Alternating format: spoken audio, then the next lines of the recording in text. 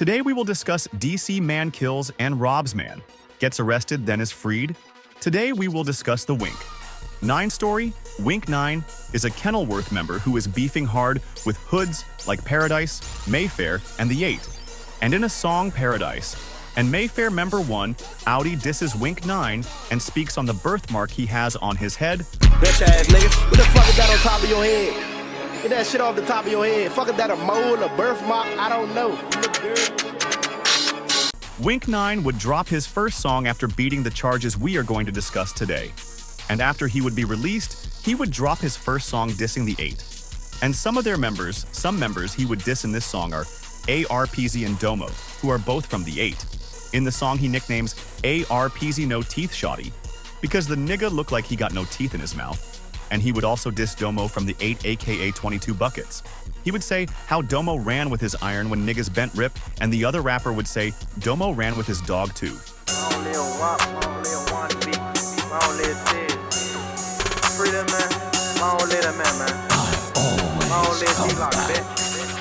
Let's go.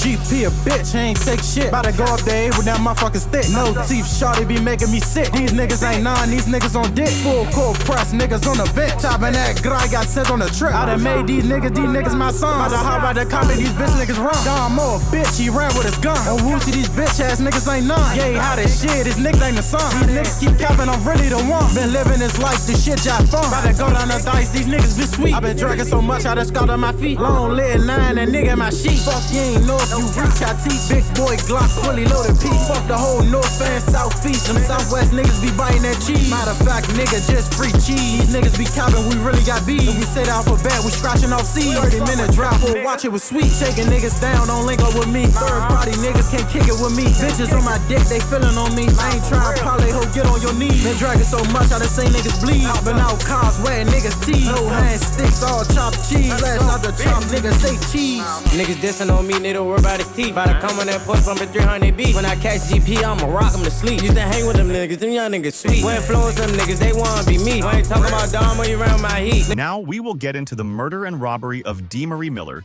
who Wink 9 killed and would somehow get freed after Wednesday, January 5th, 2022.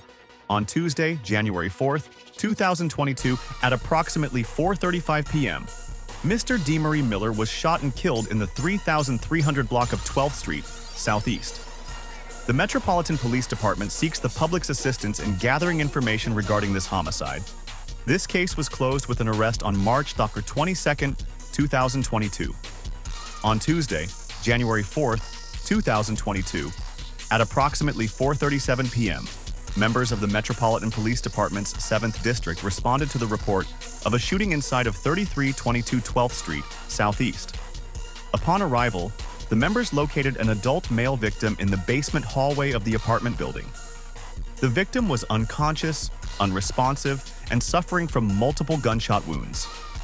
DC Fire and EMS were summoned to the scene and, after finding no signs consistent with life, pronounced the victim dead at 4:45 p.m. The decedent remained on scene until transported to the DC office of the Chief Medical Examiner. Homicide detectives responded to the scene of the shooting and assumed responsibility for the investigation. The primary scene was inside of 332 12th Street, Southeast. The decedent was discovered in the basement hallway of the apartment building, at the locked back door at the north end of the hallway, opposite the stairway, and near the entrance to the laundry room.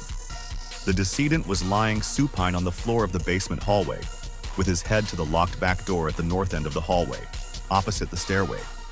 There was an apparent gunshot wound to the left chest above the nipple, and another apparent gunshot wound to the right flank. Technicians with the DC Department of Forensic Services DFS responded to document and process the crime scene and recover items of evidence. The following items were recovered from the body of the decedent: black 9mm Patmos semi-automatic handgun with no rounds in the chamber and 11 rounds in the extended magazine, recovered from the inside right thigh of the decedent's pants. $440. USC recovered from pants pockets. Red Apple iPhone from pants pocket. Witness 2 was also identified and interviewed as a part of the initial investigation. Witness 2 advised that IT was inside of 3322 12th Street, Southeast, and went downstairs into the laundry room to speak on the phone. IT stated IT heard a loud banging at the front entrance door to the building. Shortly thereafter, IT heard multiple people coming down the stairs toward the laundry room area and heard multiple voices. The voices were not aggressive. However, IT stated that IT was still alarmed. As the voices got closer to the laundry room, IT went and hid near a wall behind the dryer units. IT reported that IT then heard 3 gunshots, after which IT hid in the laundry room until police arrived and located IT there. Autopsy. On January 6, 2022, an autopsy was performed on the remains of decedent DeMarie Miller by Dr. Breland of the DC Office of the Chief Medical Examiner. Detective Jordan spoke with Dr. Breland about the procedure, who advised that the decedent had suffered a single gunshot wound to the left chest. The bullet traveled through the heart and liver and partially exited the right back.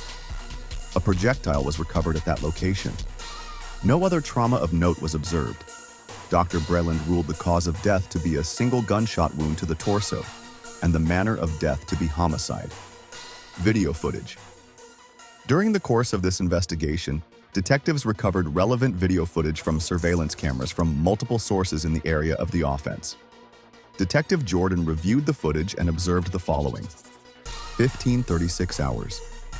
The decedent's black Chrysler drives into the alley and parks behind 3323 13th Street, Southeast, which shares a common alley with 3322 12th Street, Southeast, where the shooting occurs. As the vehicle parks, a male subject, later identified as Suspect 1, wearing a black puffy coat, jeans and white shoes, walks from the direction of 3322 12th Street toward the vehicle and then stops, as if waiting. He is wearing a hood, but at times long hair or dreadlocks can be seen swinging out from under the hood. 2 subjects exit the vehicle. The decedent, identifiable by the same clothing he will later be found in after he is shot, exits the driver position. Another subject, later identified as Witness 4, exits the front passenger side. It is wearing a dark hooded sweatshirt, dark pants, a dark camouflage coat with a hood and white shoes. Suspect 1, Witness 4, and the decedent walk toward the front door of 3322 12th Street and pass out of the frame. 1544 hours. Suspect 1, Witness 4, and the decedent walk from 3322 12th Street back to the decedent's vehicle, where they linger for several minutes before walking out of view into the courtyard of 3323 13th Street Southeast. 1552 hours. Suspect 1, Witness 4, and the decedent emerge from the courtyard and return to the car, where they linger again for several minutes. The 3 eventually re-enter the car and drive out of the alley at 1558 hours. 1600 to 1617 hours. The decedent's 2011 Chrysler and a black Dodge Charger enter and exit the 2700 block of Bruce Place, Southeast, at least 2 times within this time frame. Both vehicles stop on the street adjacent to the courtyard between 2708 and 2748 Bruce Place, and subjects can be seen coming and going into the courtyard from the vehicles. This occurs at a distance from the cameras, and specific details of those subjects cannot be discerned. 1629 hours. The decedent's Chrysler drives into the alley and again parks behind 3323 13th Street Southeast. Suspect 1, Witness 4, and the decedent exit the vehicle along with another male individual, Suspect 2. That subject is wearing a dark hood doc mask, dark pants, dark shoes, and a black coat with a fur-lined hood. Suspect 1, Witness 4, and the decedent walk off toward the front of 3322 12th Street. Suspect 2 steps out of view into an adjacent alley toward 13th Street, then re-emerges a short time later and also walks toward the front of 3322 12th Street and passes out of view. 1633 hours. A black Dodge Charger enters the alley from 13th Street and stops. 1634 hours. Witness 4 runs quickly from the front of 332 to 12th Street, flailing and appearing to look backwards as if panicked. IT runs into the alley toward 13th Street and disappears from view.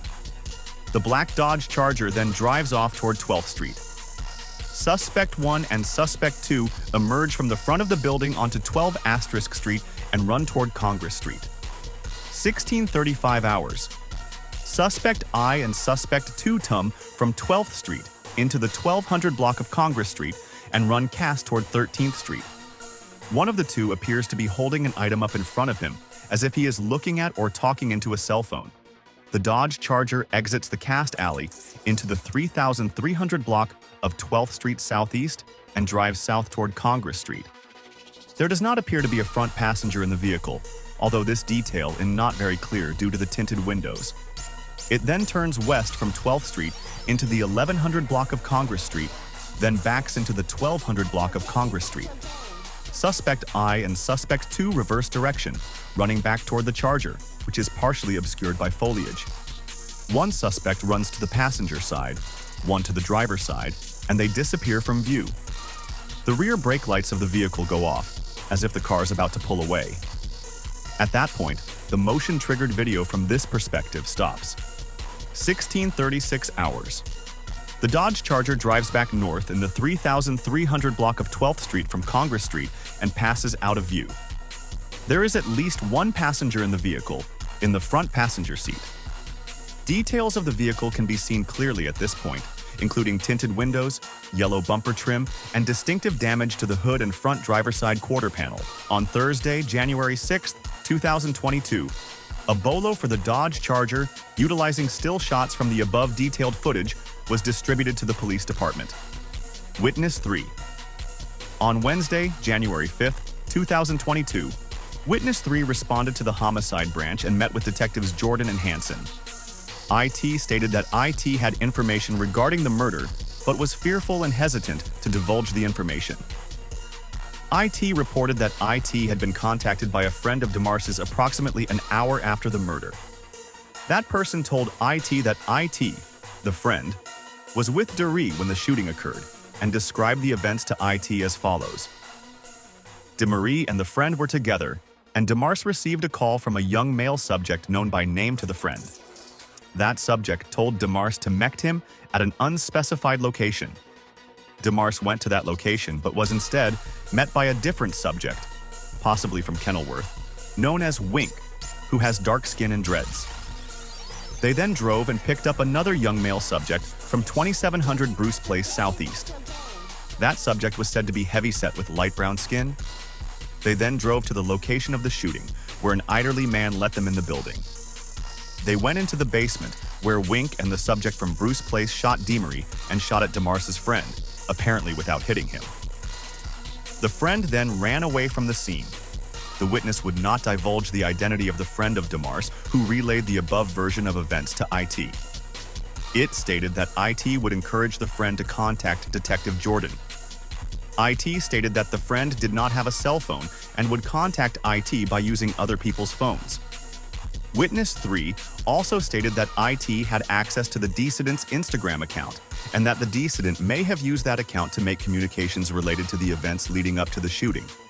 On a later date, IT provided the decedent's Instagram account name and password to Detective Jordan so that he could access the account. Detective Jordan notes that the account does indeed appear to be the account of the decedent, based on the images and messages contained therein.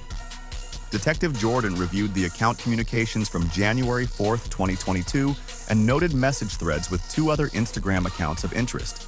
Instagram user. This account has apparently been deactivated, as indicated by the generic handle and the fact that no messages from this source appear. However, the messages sent from the decedent's account to this account are still visible. January 4, 2022, 1:43 p.m. One got 350. I got 400. I'm going come today at 3 o'clock. Ard, I got you on my man. I'm not. Send me a picture off the JT of the gun. Ard, January 4th, 2022, 3:12 p.m. Send the ad. Ard, account name withheld. Messages sent from this account suggest that someone named Wink is using the account, which seems not to belong to Wink, to message back and forth with the decedent on the day of the murder. 2:06 a.m. This Wink you good. The messages suggest that the decedent and Wink are arranging to meet. I'm on my way. I'm outside. Possibly in regards to the purchase of a gun. I'm but get the gun for 400 or no. The decedent sends 2 pictures of a hand holding a black Taurus handgun, as if for display. The message thread is interspersed with unrecorded video chats. Witness 4. Further investigation led Detective Jordan to identify and contact Witness 4, who was interviewed at the homicide branch on February 9, 2022. Witness 4 identified itself as the friend of Decedent Miller, who spoke with Witness 3, as detailed above.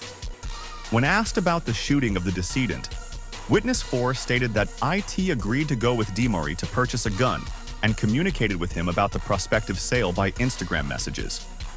IT used a cell phone to show Detective Jordan some of the same back-and-forth messages already documented above. Witness 4 stated that, on the day of the murder, Decedent Miller picked it up and they drove to 3322 12th Street, Southeast, and met someone there that IT knew as Wink. It understood that DeMarie and Wink had been texting each other to arrange the meeting and gun sale. Wink made remarks indicating that he lived nearby and was possibly GPS monitored at the time. The 3 then drove together to the Woodland Terrace neighborhood, where Wink got out and then returned with a subject in a ski mask. While in Woodland Terrace, IT also observed Wink and the masked subject talking to the driver of a black Dodge Charger with dark-tinted windows. Witness 4, the decedent. Wink and the masked subject then drove together back to the building and went to the front door, although the subject in the mask stopped to urinate first. They made conversation about purchasing the gun. Wink began banging on the building door, and a person let them in and asked them what they were doing. Wink told the person, "I live in the building." Mind your business, but Ite stated that Ite believed Wink to be lying about living there. They then walked down to the basement level, where both Wink and the masked subject pulled out handguns and pointed them at DeMarie and the witness. Wink said, "Don't move. Don't move. We need all that," which Ite understood to be the declaration of a robbery. DeMarie replied, "Y'all ain't getting nothing," and pushed Wink. It then pushed the masked subject, who fell to the floor. It began to run and saw DeMarie making a motion at his waistband, as if he were attempting to pull a gun. Witness 4 explained that IT believed Mars to be armed, but had not specifically seen him with a gun that day, nor did IT see DeMarie actually pull out a gun at that time. It stated that IT heard 1 or 2 gunshots as IT ran.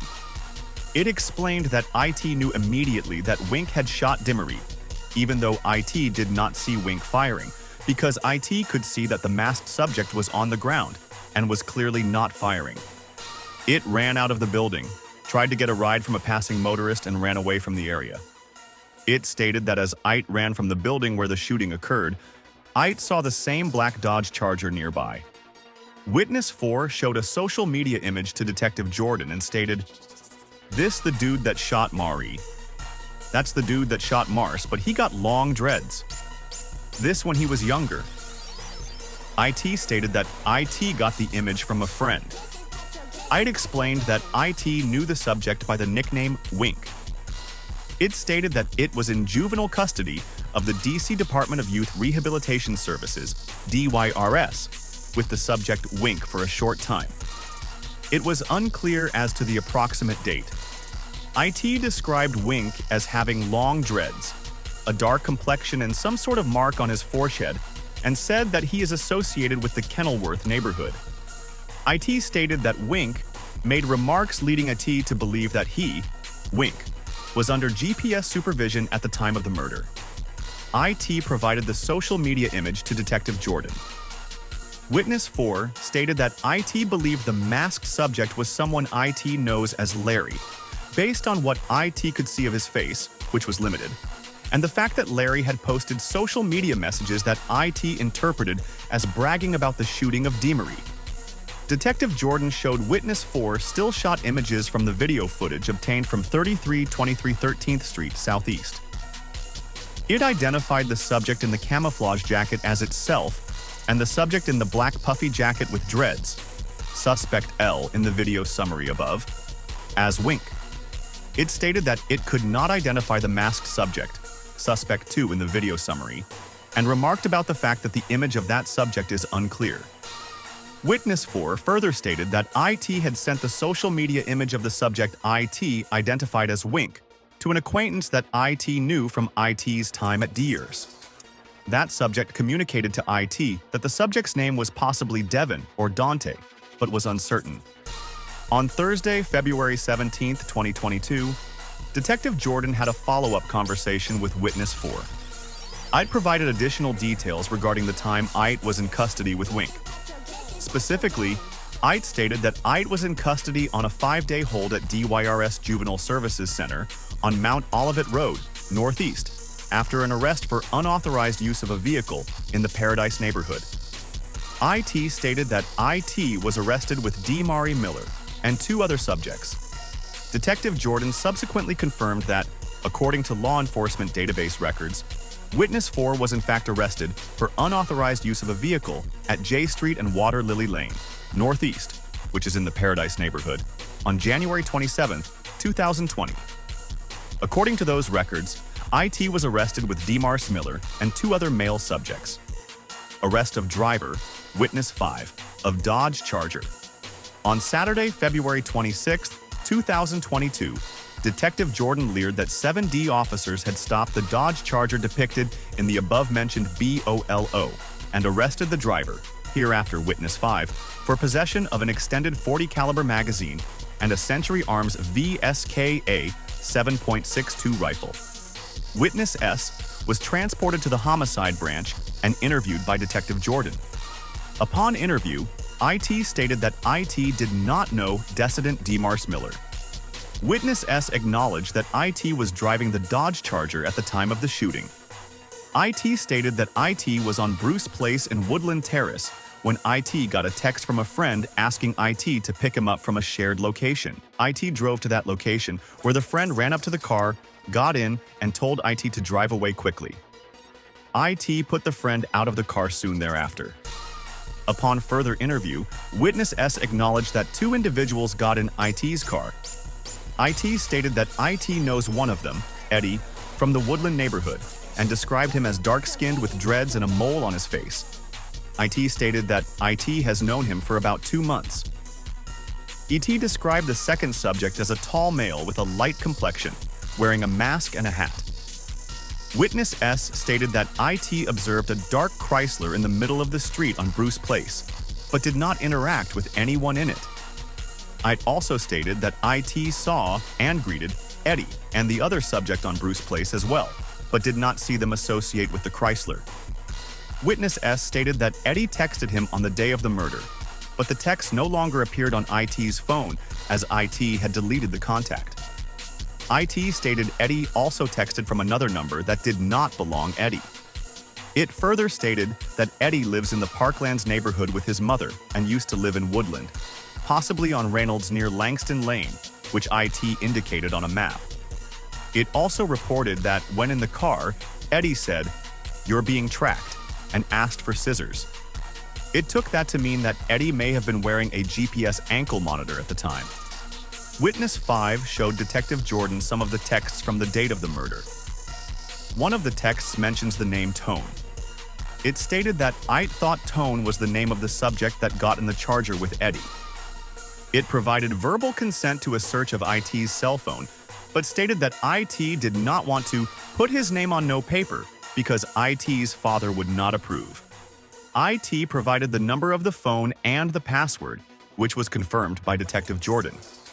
On Sunday, February 27, 2022, Detective Jordan spoke with a family member of Witness S.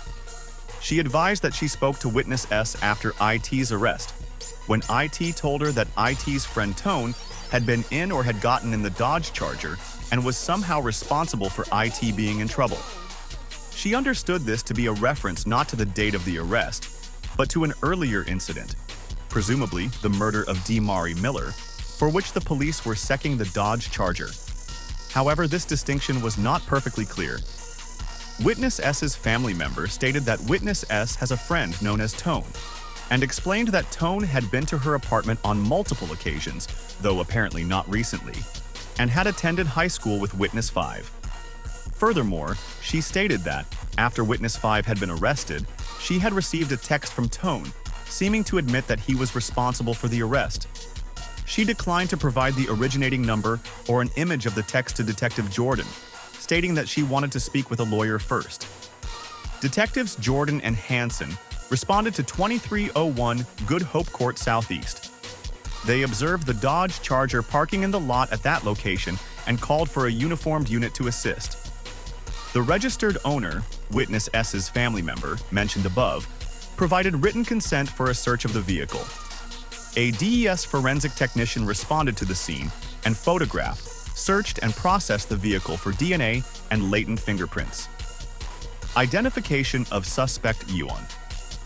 As an ongoing aspect of this investigation, Detective Jordan used the information regarding Suspect 1 provided by witnesses and video, as detailed above, to search various law enforcement databases for possible subjects of interest.